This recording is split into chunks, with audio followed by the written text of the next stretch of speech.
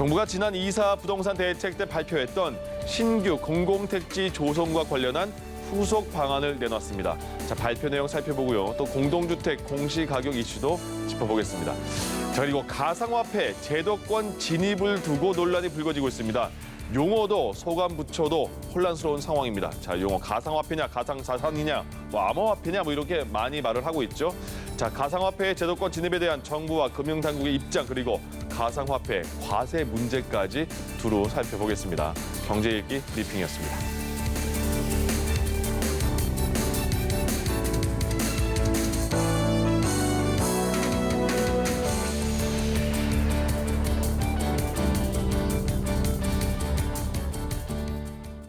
네, 좀 더 자세한 내용은 오늘도 이분과 나눠보겠습니다. 김대우의 경제읽기 김대우 박사 모셨습니다. 어서 오십시오. 안녕하십니까? 네, 반갑습니다.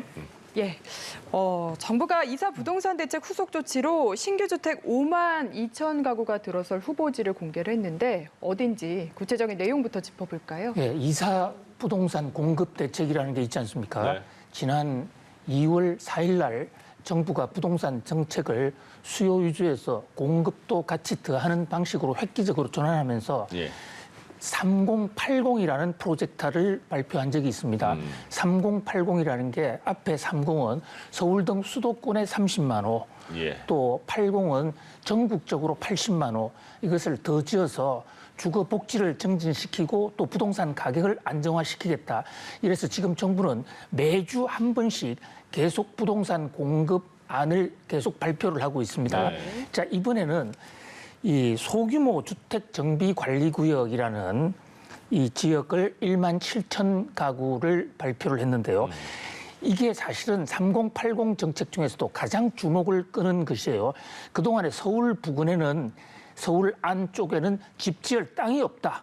이렇게 해서 공급할 수 없다. 이래 나왔는데 최근에 이사 공급 대책에서 정부가 그 서울에 있는 자투리 땅 이것을 개발해서 서울 한복판 또는 대도시 한복판에도 대규모로 지어줄 수 있다 이랬거든요. 네. 자, 그런데 보면 여기 지금 도시 그 소규모 주택 정비 관리 지역하고 그다음에 주거 재생 혁신 기구.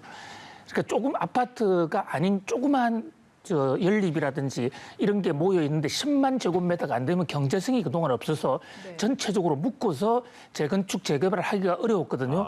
그것을 소규모 주택 정비 관리 지역으로 묶고 또는 주거 재생 혁신 지구를 묶는데 이번 주에 새로 발표된 게 소규모 주택 정비 관리 구역에 17,000 가구, 그다음에 주거 재생 지구에 3,700가구, 이래서 2만 1,000 가구의 짝투리 땅을 모아서 새로 집을 짓겠다. 이것을 발표를 했습니다. 예. 그리고 수도권에 추가 공공택지 발표를 할 것이다라는 예고도 있었는데 오늘 안 한 것 같아요? 그렇습니다. 3080 정책의 방향이 크게 두 가지인데요. 하나는 지금 말씀드린 대로 있는 집을 자그마한 집을 또 오래된 집을 묶어서 재건축 재개발하는 게 하나 있고요. 또 하나는 신규 택지. 그러니까 농지라든지 임야라든지 이런 쪽에 놀고 있는 토지를 거기다가 신규 택지를 지정을 해서 그 위에 집을 짓는 이게 있습니다. 이 신규 택지도 25만 가구를 짓도록 되어 있었는데요. 오늘 신규 택지를 발표하면서 서울과 수도권은 싹 빠졌어요. 이 대목을 둘러싸고 이제 많은 왜 그랬을까라는 그런 이제 질문, 의문이 나오고 있는 상황인데 정부는 일단 이번에 지방도시 그러니까 울산 선바위지구 또 대전 상서지구 이 지역에는 각각 이 주택 신규 택지를 공급을 지역을 확정을 했습니다. 그런데 서울을 하지 않은 것은 바로 지난번에 서울이 했던 게 이 광명시흥지구지 않습니까? 거기를 발표를 했더만 그 지역에 LH공사, 토지주택공사 직원들이 땅을 샀다든지 또는 거기에 정보가 미리 빼나가진 적이 있는 것 같아. 이런 어떤 의혹 때문에 사실 지금 주택 정책이 큰 혼선을 빚고 있지 않습니까?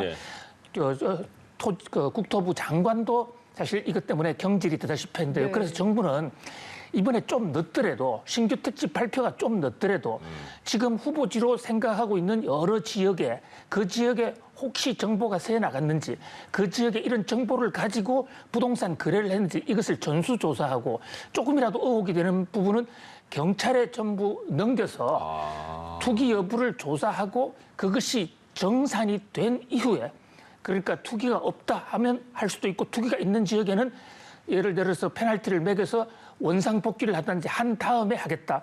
그래서 지금 신규 택지가 25만 가구를 짓기로 정부 총 계획이 있는데 그중에서 지금 14만 가구는 발표가 다 됐어요. 네. 나머지 11만 가구 여기에 대해서는 경찰 수사 이후에 하겠다.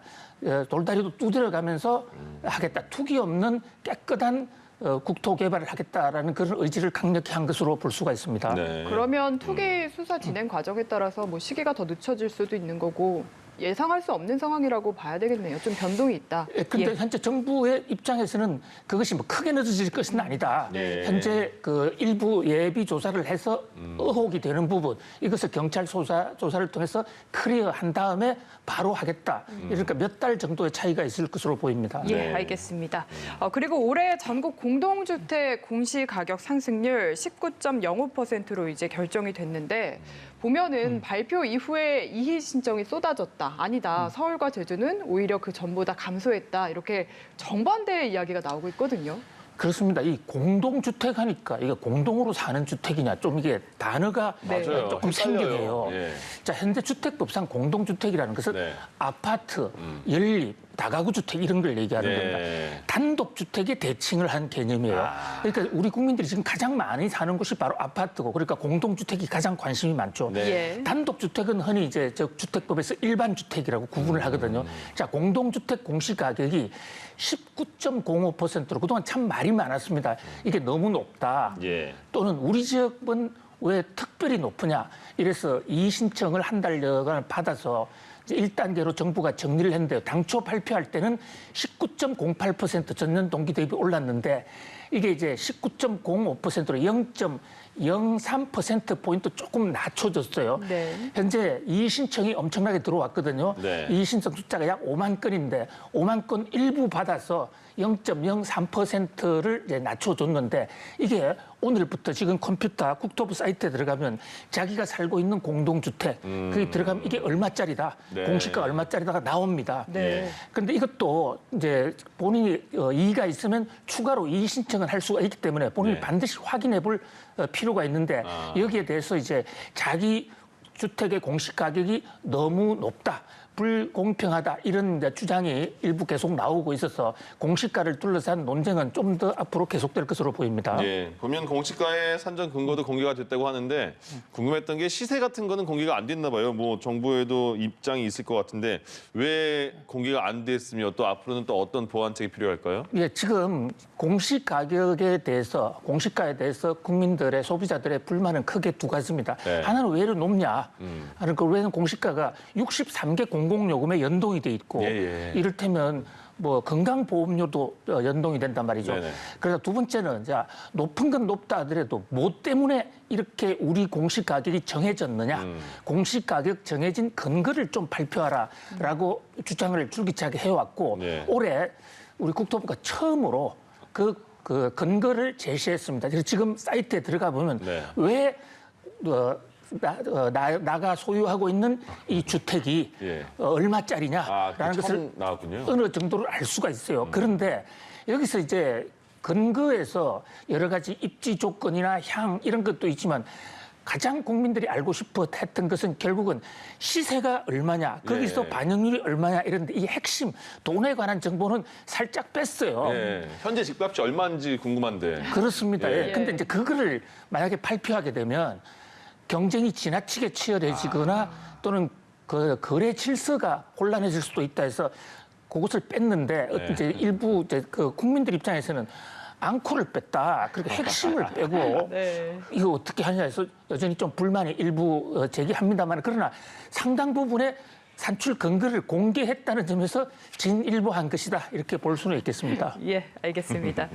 그리고 정부가 이제 경제 정책의 주요 방향으로 저희가 삼을 수 있을 만한 여러 예. 가지들을 발표를 했는데 내년 가계부채 증가율을 4%대로 낮추겠다. 그리고 또 청년층을 위해서 40년 초장기 모기지를 도입하겠다. 전에도 잠깐 이야기가 나왔었는데 이렇게 얘기를 했더라고요.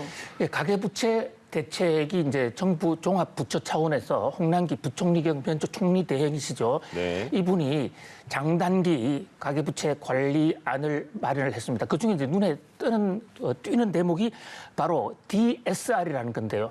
이 또한 좀 말이 어려워요. DSR. 데트 서비스 레이쇼인데 한마디로 얘기하면 자기가 은행에서 빌린, 은행뿐만 아니라 모든 금융기관을 통틀어서 빌린 돈이 자기 소득에서 몇 %를 차지하느냐. 정부는 이것을 DSR이라는 이제 이것은 경제학 교과서에서 나오는 비율이에요. 네. 이것을 40%에서 적용하는 정책을 그동안에 펴오고 있습니다. 그런데 자 지금 그래픽이 나오죠. 네. 총 부채 원리금 상환액을 연소득으로 나눈 것이에요. 자 그런데 저 DSR을 그동안에는 은행별로 40%를 맞췄거든요. 그러다 보니까 개인별로는 어떤 사람은 좀 많이 주기도 하고 어떤 사람은 좀 적게 주기도 했어요. 아, 평균으로 45를 맞추는 거군요. 그렇습니다. 은행 평균을 예. 맞췄단 말이죠. 그런데 그것은 통계가 확보가 안 됐기 때문에 그렇습니다. 근데 이제는 컴퓨터 작업이 다 끝났기 때문에 2023년부터는 모든 개인별로 DSR을 다 나오게 됩니다. 그 DSR을 은행 대출뿐만 아니라 신용카드, 무슨 신용대출 이런 것도 다 포함이 되기 때문에 네. 총체적인 관리가 될 것으로 보이고요. 자, 또 하나는 이제 그렇게 함으로써 4%로 맞춘다. 부채 증가율을 좀 낮추겠다는 거죠. 가계부채를 네. 안정화시키겠다. 그런데 저는 그것보다도 가장 큰 관심을 끄는 게 이번 홍남기 부총리의 발표 중에서 40년 모기지입니다. 예, 맞습니다. 예, 이 모기지라는 것이 이 모기 이게 아니고 모기도 아니고. 예, 이 모기지라는 것은 그 은행에 이제 금융기관이 주택 마련용으로 대출을 일단 해주는데 네. 그 대출을 저당 잡아가지고 또 하나의 대출을 만든다 하는 그런 면에서 부동산 담보 저당 채권이라는데 이게 미국 등 선진국에서는 아주 보편적으로 널려 있습니다. 네. 그러니까 은행이 한 가구에 10억을 빌려줬다 이러면 그걸 빌려준 다음에 그 부동산을 담보로 시중에서 정권을 발행하고 돈을 구해서 그 돈을 또다시 제3자에게 빌려주기 때문에 굉장히 유용한 제도예요. 구라파에서 그러니까 유럽과 미국에서 직장에 취직만 하면 대부분 집을 갖게 될 수 있는 게 바로 이 모기지 시스템이 잘 발달되어 있는 네. 것인데요. 이것을 이제 우리도 이 모기지 시스템을 개발을 해서 40년짜리를 도입해서 청년들한테 주겠다. 이것은 청년에게 그 첫 아파트, 첫 주택을 마련할 수 있는 굉장히 획기적인 그런 정책이 될 것으로 기대를 모으고 있습니다. 그렇군요. 자, 이제 가상화폐 얘기 좀 해볼까요? 가상화폐, 암호화폐, 가상자산, 이거 잘 안 아는 사람들은 그냥 비트코인 자체가 가상화폐라고 쓰는 용어를 사용하는 분도 계세요. 맞아요. 그 예. 비트코인을 가상화폐라고 그러면 이더리움이나 리플이 좀 서운하죠. 그러니까 그거보다 그냥 잘 모르면 야 비트코인이야 요새 어때 이렇게 말하더라고요. 근데 예. 박사님은 어떤 용어 쓰십니까? 용어가 다 지금- 다르더라고요. 쓰는 예, 사람마다. 지금 용어가 이제 학문적으로는 통일이 안 돼 있어요. 네. 뭐 쓰는 사람 자기 마음입니다. 박사님은요? 저도 아직까지 지금 이 내심의 결정을 못 하고 있는 상태예요. 예. 그렇습니까? 자, 우리나라에서는 흔히 가상화폐라는 말을 많이 쓰는데 예. 홍남기 부총리가 가상화폐 아니다. 네. 이 가상화폐라는 현재 우리가 알고 있는 가상화폐는 화폐가 아니기 때문에 화폐를 영어로 하면 커런스인데 이 화폐라는 것은 그것이 통화로서의 결제 기능이라든지 또는 가치 저장 기능이 있어야 되는데 이것은 없다. 그러니까 홍남기 부총리는 가상 자산이다. 이럴 때 G20 세계 그 재무장관 회담이 있어서 여기서 가상화폐 문제를 논의한 적이 있어요. 예. 여기서 virtual asset라고 해가지고 가상 자산이라고 우리 부르자라고 한번 얘기를 한 적이 있습니다. 예. 여기서 말하는 virtual은 보이지 않는 건데 예. 가상의 현실, 이래서 우리 VR 증강 현실 있죠. 예, 그게 바로 게임할 때도 많이 하고요. virtual reality거든요. 예. 그러니까 이것을 virtual asset 해서 가상 자산이라고 하는 것이 맞다. 그리고 한국은행도 화폐 아니다. 그리고 화폐나 통화의 가장 큰 이제 그 기능은 이것이 정부가 만약에 이 돈의 가치를 보장을 한다든지 언제 어디서나 사용될 수 있는 통용성이 있어야 되는데 가상자산을 어떤 경우에는 그럴 수도 있고 어떤 경우에는 그렇지 않을 수도 있으니까 그냥 어떤 경제적 가치가 있는 가상의 자산일 뿐이다. 지금 이렇게 우리 정부는 그렇게 얘기하고 있습니다. 네, 지금 이야기만 들어봐도 가상화폐가 뭔가 제도권에서 정확하게 확립이 안 된 상황이잖아요. 그렇다 보니까 정부가 어느 부처에서 주무부처로 이 일을 담당을 해야 할지도 고민인 것 같고, 이 정책 공백이 길어지는 것 자체도 문제 아닐까요? 아주 핵심을 지적해 주셨는데요. 바로 지금 정책 공백이 길어지다 보니까 혼란이 더 가중되고 나중에 피해자도 더 많이 생길 수 있다. 그러면서 참 안타까운 현실인데요. 현재 가상화폐를 담당하는 주무부서 만나보면 어느 누구도 우리는 주무부서가 아니라고 그럽니다. 우리는 가상화폐하고 친하기 싫다. 근처에 가기 싫다. 이렇게 얘기하거든요.